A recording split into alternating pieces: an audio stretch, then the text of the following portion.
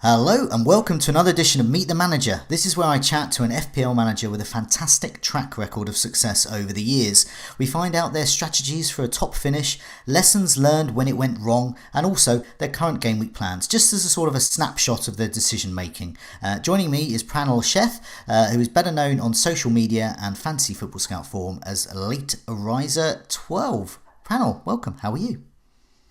Hey Joe, how's it going? Thank you for having me over. Yeah, no, it's great. Good, pleasure to be here with you. It's always good to meet a manager like yourselves with a whole bunch of top finishes and finding out sort of how you got there, really. So hopefully give us some advice.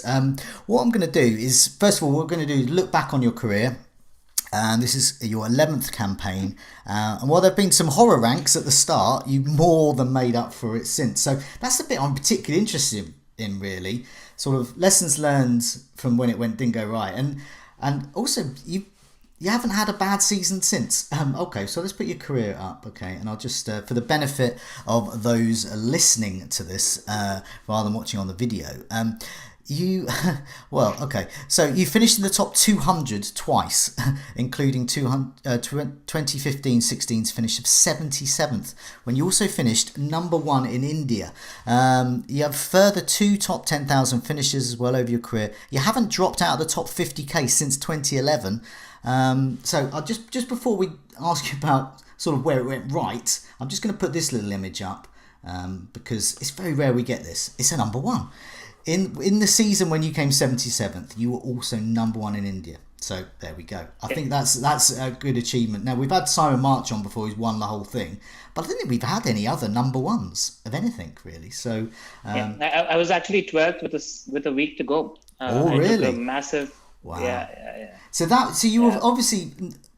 Most of us, look at their mini leagues, they look at their overall rankings, but you actually had the chance to go top of your country as well. So you were really gunning for it that time. Yeah, I was, and it's the kind of game I play.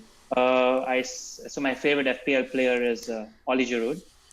He was playing for Arsenal at the time. Yeah. He was facing Aston Villa in the final game week of the season.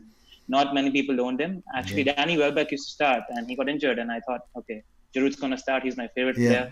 He's going to deliver. I got him for a hit. I got him and Mane for a hit. Captain Giroud, he got a hat-trick, and Mane got a brace, and it worked out really well. Okay.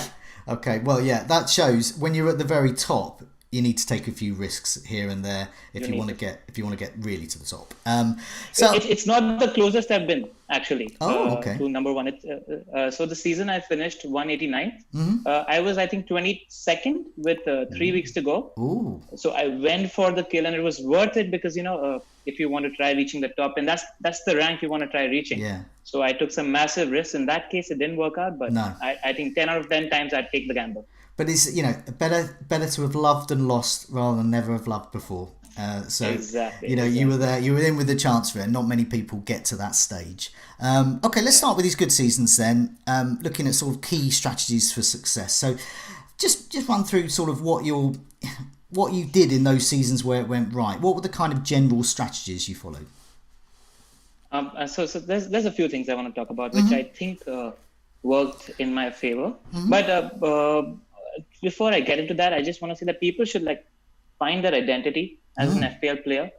If I know a couple of grafters, my fellow ProPundit Zofar, he's a proper grafter. He makes very few wrong decisions, and he's got a phenomenal history. So if that works for you, do that. I know somebody called the Hungry Man. He plays on the basis of odds only, and he's had a couple of really good seasons. So that works for him. So you got to stick to your identity. My identity is a little bit different. I try to always find gaps or go against what the crowd is thinking. And you got to really try differentiating there and hit home hard. So for example, people are incredibly scared of ownership.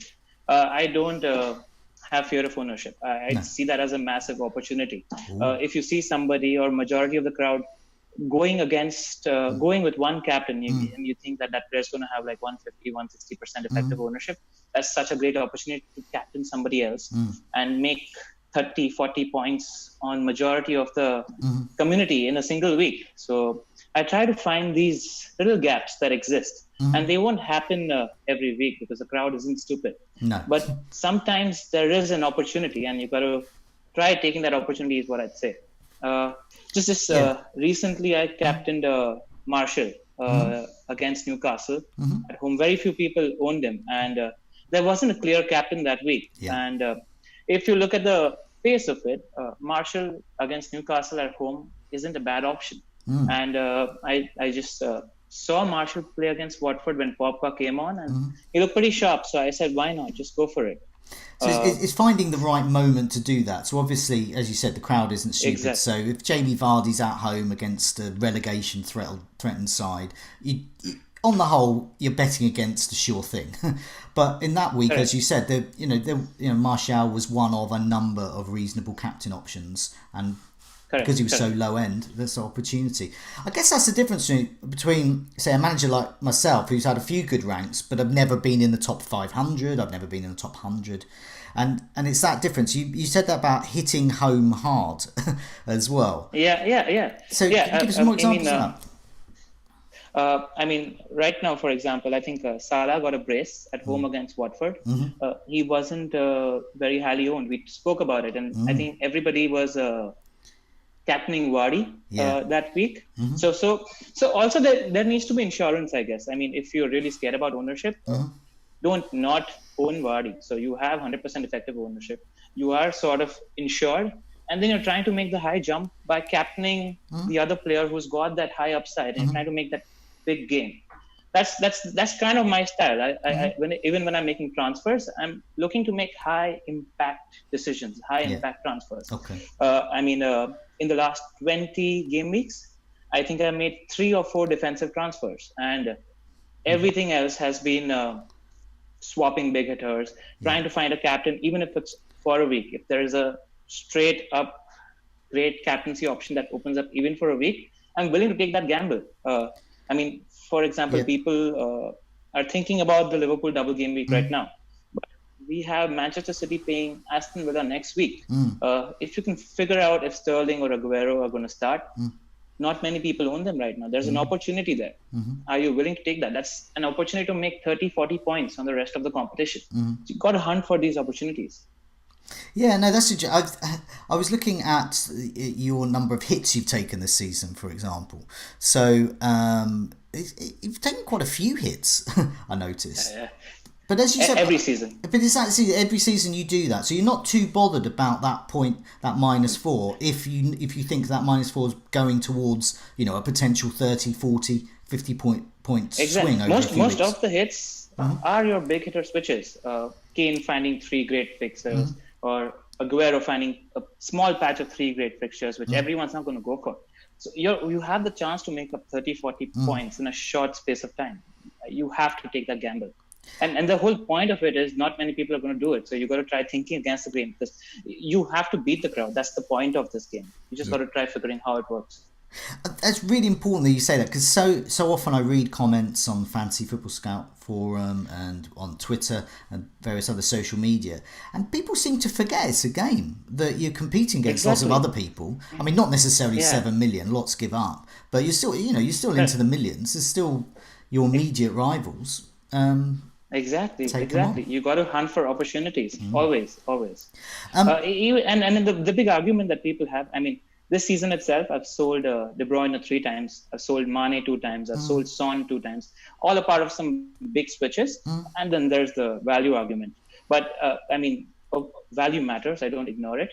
But if you play unshackled from value and you're constantly switching these big hitters and you're trying to find a big hitter captain against an easy defense week on week, you don't need to get all these decisions right. They're risky. But let's say you get more than 50% decisions in your favor, you're having a good season.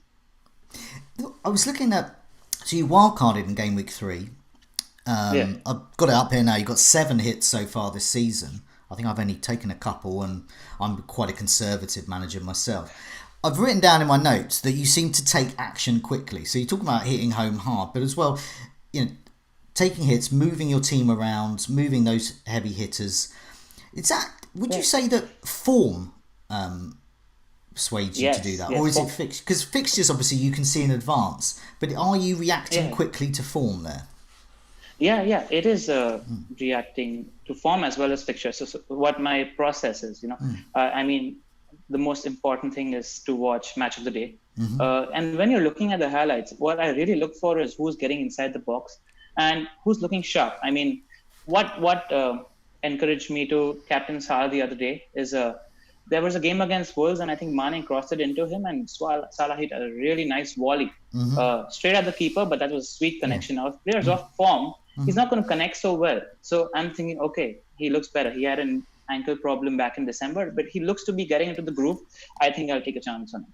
So these are the sort of nuances or clues that you sort of look for, when you're watching match of the day. Do that, have an idea in your head in terms of whether the form is meeting the fixtures.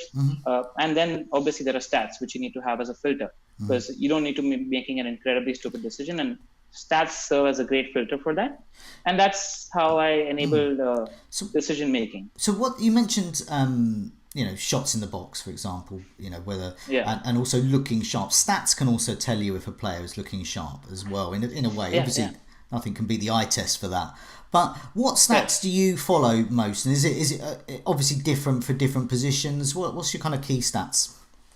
So key stats always, I think, is to determine the captain that week, or if you're trying to get in a big hitter for 2, 3, 4, 5 weeks. The key stats for me are the big chances, the big chances created, and the shots in the box. Like these three are the holy grail, I'd say. And what I'd also look at is which teams are in poor form defensively. That's a table I always go to. In terms of which team is conceding the most big chances, which team is conceding the most shots inside the box. Like that's the table I look at every week, because you need to find out. And defensive form for teams change, right? So you, like Norwich, for example, have tightened up in the past 5-6 weeks, and they're really fighting for relegation, giving it a go. So then the teams that you assume are weak defensively are no more. So you got to keep an eye on which teams are conceding more chances. So that's something, at least in the last 4 weeks or 6 weeks, that's something I look out for. Okay. When you're sort of, I'm looking at that kind of that stats. It's that difference really between a manager like yourselves with consistently good finishes there. So a lot of people listening, a lot of people watching will be thinking, well, I've had the odd good season, but I haven't had 4 or 5 good seasons in a row. Are there any examples you can give really where you've combined that hitting home, hitting fast, whatever it was you said, and also taking action quickly, but at the same time, marrying that up with your eye test and marrying it up with stats? Are there any other examples you can give over the seasons where that strategy has really proven successful? I mean, biggest example I can talk about is last season, Neil Scontoriga. He actually wrote about, he had a fabulous article which not many people paid attention to, where he spoke about Liverpool's formation last year was essentially 4-3-2-1 with Salah up top. And somewhere at the end of Jan, they shifted to a 4-3-3 where Salah moved to the right-hand side. And since that time, since early Jan, I think Mane has scored about 7 goals more than Salah. And it wasn't coincidence. Trent and Robertson were giving those crosses in. Salah doesn't head the ball, Mane heads the ball. So he was getting those big chances in terms of headers, and we had the quality in terms of crossing. And I mean, people were so scared about losing Salah. I mean, I held Mane for the second half of the season over Salah, which led to a strong finish at the end of the season. It's just, I think, the thing I'd like to say here is there are no rules. You can't really, form is a thing. You can't say that, Salah is essential or Sterling is essential. I mean, at the beginning of the season, everybody was like Salah and Sterling. You can't look outside of them for the big hitters. But you can't forget that this is a very dynamic game. You can't be attached to your own theories and your own assumptions about the game. There should be no ego about what you're stating. I mean, just be open to the changes that are happening at a very dynamic rate in this game. Because even managers are changing. Like, I mean, what's interesting me right now is Pep changed his formation last game, and De Bruyne played pretty deep. And I'm very interested in looking if De Bruyne is going to stay there. And if he's going to stay there, I'll take a week or two to switch him out. People are scared because De Bruyne has a great reputation, right? Just like Salah did back then.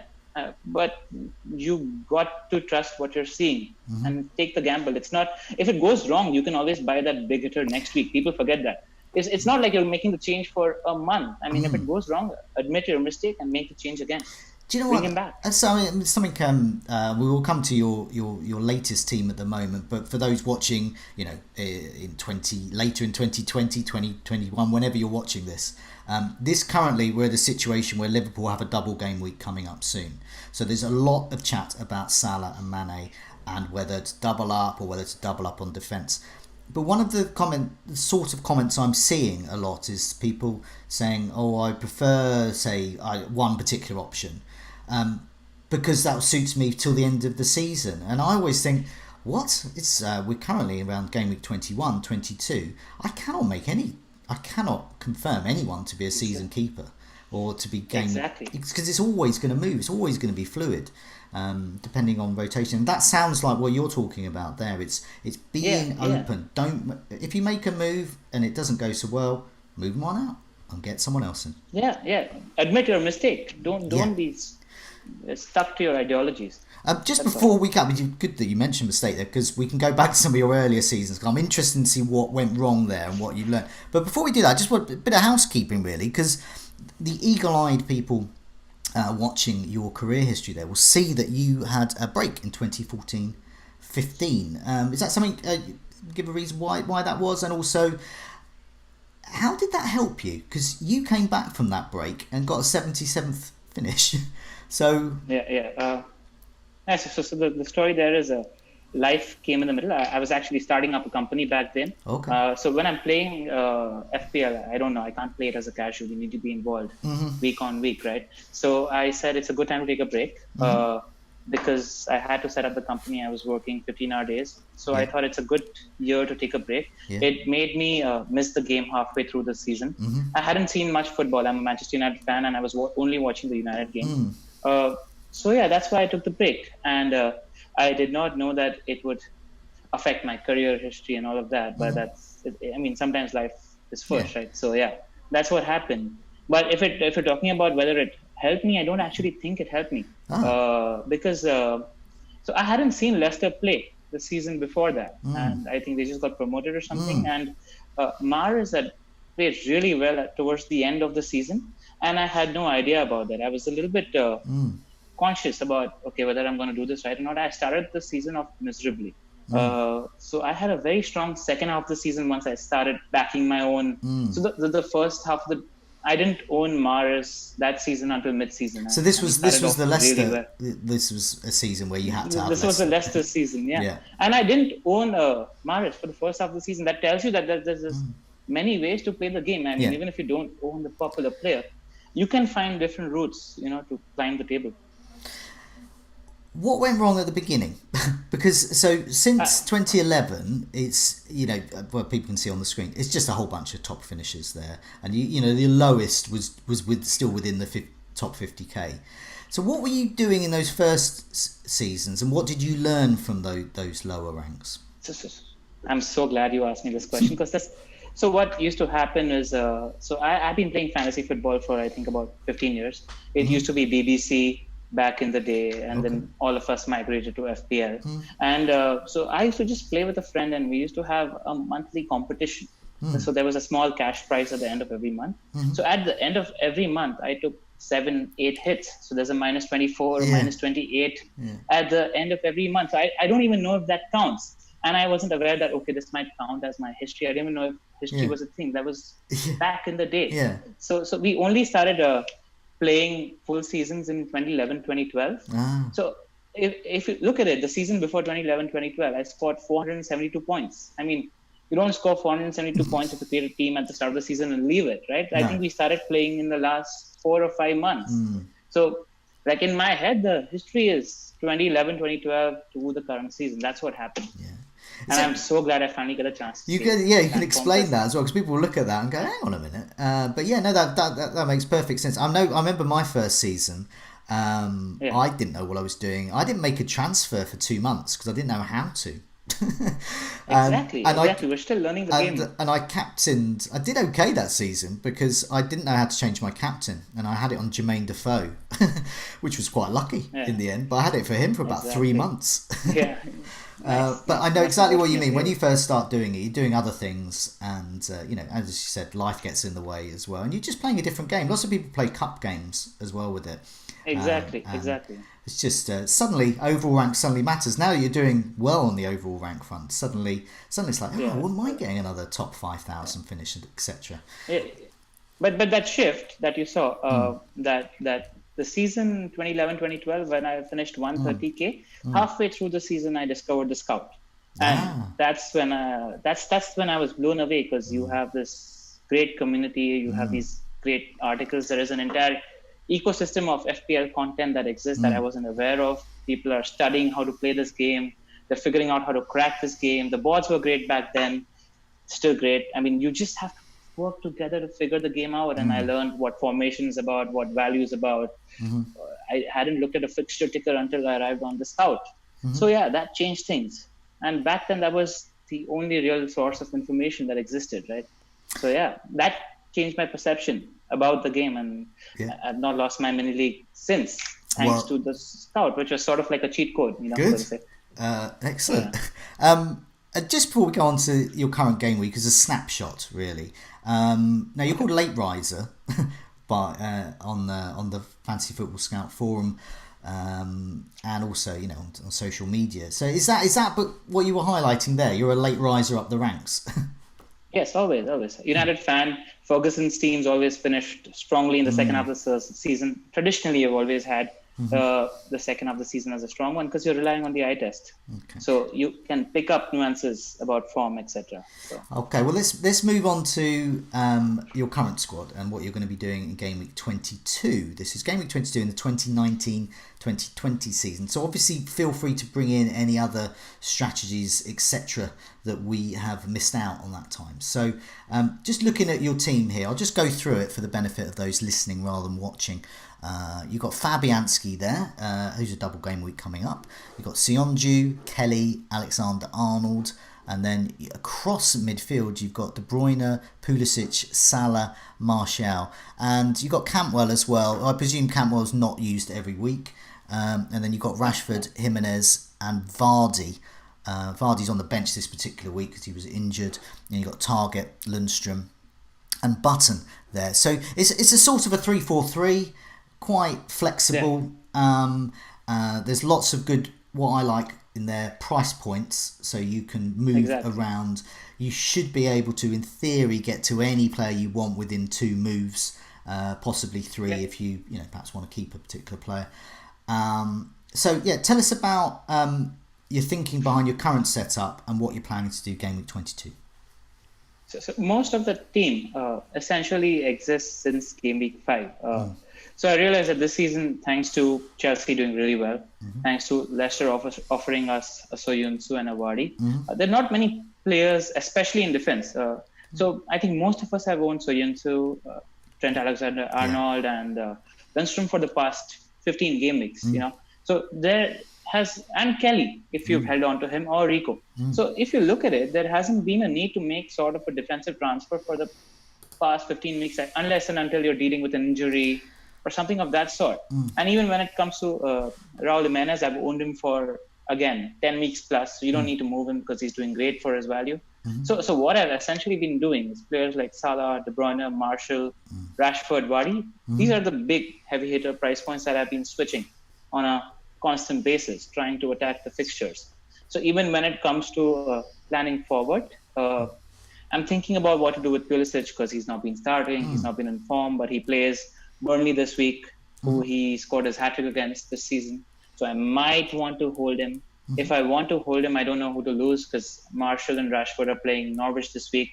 But then I have an eye on the City fixture. They're playing Aston Villa, and this is a week where there's not a breakthrough captaincy option. And for me, the standout fixture is Manchester City versus Aston Villa. For the double game weeks, I know I want Mane as my third Liverpool player. But when do I go in for that? Do I go in for that now? Are we expecting a Mourinho special where he's able to shut out Poole? I think he's got a pretty decent track record against Liverpool. And do I gamble on an Aguero, or a Sterling this week? I'm just waiting to see how the game midweek is panning out, how they're playing against United, who's starting. Maybe throw a 1 week captaincy punt in there before I move in for Sadio Mane. So that's where my thinking is. If I don't go down that route, Pulisic is my obvious weakness, and I've identified that you've got Ismail Assar and Jack Grealish as my two main candidates for that spot. Both are doing really well. So it's a tough decision, but again, so there's not much between them when you look at the stats. So when you look at the eye test, Sar's got a stronger next 3 set of fixtures, so I think I might just go there because why lose out on a week of a game against a weak opposition? So I know, very similar to my setup and thinking as well. Want to get Mane in, but don't really want to get him in this week because for me it would be Rashford and Ali would be the cash cows. And do I really want to lose Rashford for a home game against Norwich? I know Norwich have improved defensively, but they're still shipping goals. And Rashford is still Rashford. He hasn't suddenly become a bad player. I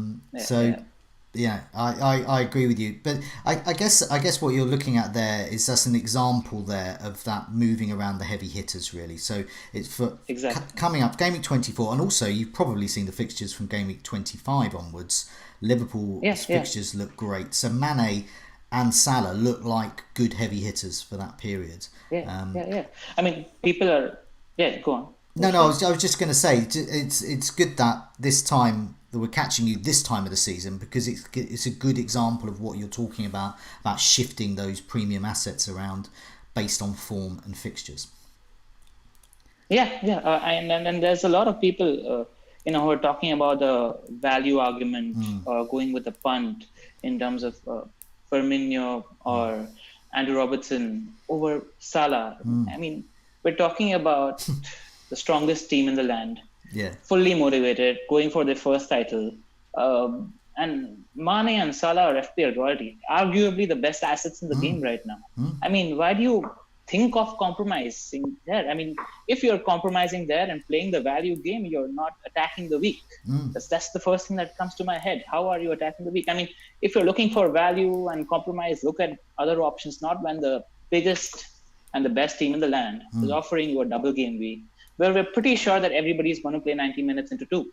You have to have the best assets. I mean, I also think it's because people are uncomfortable selling a De Bruyne for a Salah, but it's KDB versus Salah plus Salah, and there's only one winner out there.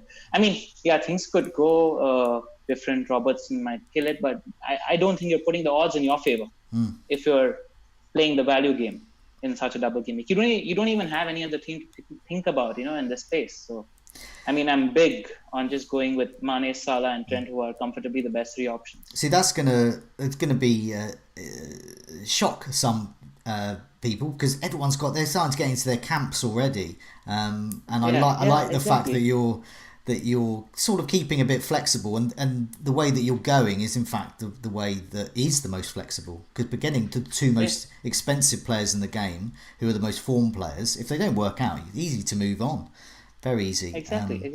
But not if you load up. That's also something I do. I mean, when it comes to Twitter or the bots, there's so much FPL noise. I think some people should think about this and do this. When I'm making my transfers, I am not on Twitter, I'm not on WhatsApp, I'm making my transfers in isolation. You got to take 20 minutes, half an hour, think for yourself, and make the transfers on your own instinct, live or die by your own squad. I mean, okay, you've asked people for opinion, you've done your research, then something shifts in the way you think. I mean, no, let that be your decision. And sometimes, since I'm so big on the eye test, I mean, I was watching Tom Friedman's Meet the Manager, and he talks about making his decision in the latter half of the week. Yeah. I'm the exact opposite. By a Saturday or Monday, if I've seen a game and I know that this guy looks bang in form, and my moves are sort of risky, right? But I'll still make them so that I am not going against my first instinct. Like, I think that matters a lot. I mean, strongly back your first instinct is what I'll tell managers. And if you're not sure about the moves, I mean, take your time, look at the stats, read the articles, watch the highlights again, but always make your decisions in isolation is what I'd say. I mean, that's a good point. I mean, I'm I veer on the side of Tom when it comes to making transfers. I tend to do them later. But increasingly this season, I've made a few early. I've made a transfer this week, indeed. Because sometimes, you talk about backing your first thought, really. Often I find myself just questioning the original thought. And if I go against it, and I think, oh, God, I should have gone with what I first thought of. But this way, you done, and then you just wait for the game week. You wait for the deadline. And you can move on to other things. Yeah. I mean, you're not constantly thinking about what transfer to make that week, etc. as well, right? So, and there are so many factors in today's game that change your opinion. So I'm surrounded by a really good FPL ecosystem. You follow the right people on Twitter. The Fantasy Football Scout has created this group on WhatsApp called the Cons. Great bunch of members who are on the board who are constantly bouncing opinions of each other. There's a space called Nirvana. All of these guys, they're great FPL players, who've been doing this for a while. And there's so many factors that change your opinion. I mean, they're great guys, but when you're sure after watching the eye test back, because so many times I think about it, your decision on a Monday and a decision on a Friday might be different. There are a lot of factors that come into play. So when you're sure, just go for it. Yeah, no, it's good advice. You're currently 19,000th. So with those, as you hope, successful moving around of the heavy hitters, with especially that focus on Liverpool coming up, it sounds like another top season awaits you. Here's hoping. Just before we go, is there anything else you wanted to add? I would hate to kind of miss out on anything, but yeah, just in case there's anything else to add. I think one thing that we haven't touched upon is coverage. This is one of my piece with people wanting to cover a team. I think coverage is relevant. The two things I want to talk about actually, coverage and balance. And balance is very relevant in terms of the Liverpool double game week that we're talking about. I'll address coverage first. Coverage is wrong. It's not a thing. Coverage exists maybe in defense, but it does not exist in attack. If coverage existed in attack, you'd own Danny James or you'd own Bobby Firmino over Salah and Mane all weeks. It's not a thing. When you're comparing a Salah, you have to compare him against Sterling, who is an equally efficient attacker for a different team. You can't compare Salah to Firmino because they're different kind of players. So don't feel happy because you're covering a team. Cover the good FPL players. There are difference between good FPL players and good players. Yeah. And the second thing I want to address is balance. Now, I think that most people are not comfortable owning Mane, Salah, and Trent for the doubles. It's because the team doesn't look nice. Yeah. It's imbalanced. In your 7th or 6th attacker position, you own a Greenwood instead of Mope, for example. But it is those heavy hitter positions that are giving you 20, 30, 40 points. Like, focus on those points. I mean, try finding value elsewhere. Cantwell's done really well. He's capable of getting the odd goal. He's had 5-6 goals this season. It's fine if your team doesn't look ideal on paper. My FPL team's called bad team on paper, and that's been the case for the last 8 teams. Don't care too much about balance. I mean, focus on the players that are going to make a major impact. That's all. Yeah, no, it's good advice. I'm often full victim of my desire to have a nice balanced team, and admittedly, it's my detriment sometimes because, as you said, you're missing out on some of those big heavy hitter players. But for now, Pranil, thanks so much for joining me. Thank you for having me over. It's been really interesting, and it's good that we've got out there. The reason why your rankings weren't so good until 2011. Yes. When they've been marvellous. But Pranil, thanks a lot for your time, and good luck with the game week and rest of the season. Thank you for having me over. It's been a pleasure. Thank you. Good luck, Joe.